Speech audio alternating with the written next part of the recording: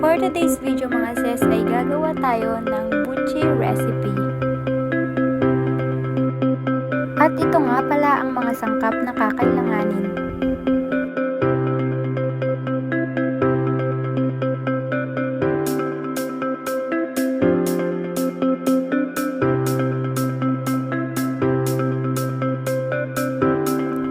So first step nga mga sis ay papakuluan natin ang kamote.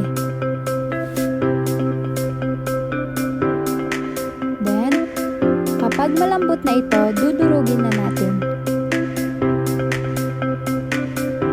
So, itong kamote ang magpapalambot sa ating gagawing buchi.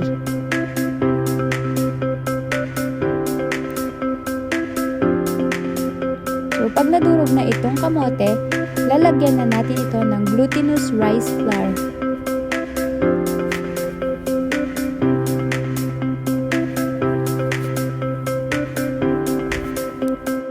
Pag nailagay na ang glutinous rice flour, hahalu-haluin na natin ito.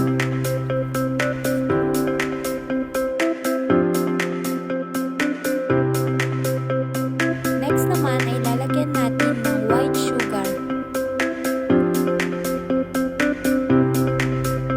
So nasa description box nga po pala ang recipe natin.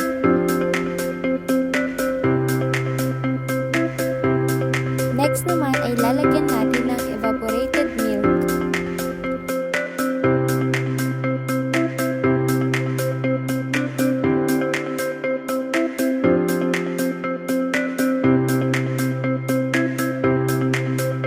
And then, haluin natin ito until well combined.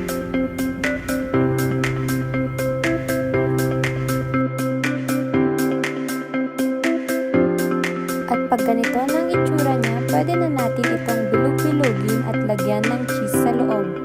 For your information po, malinis po ang aming kamay at naghugas po kami bago namin ginawa ang prosesong ito.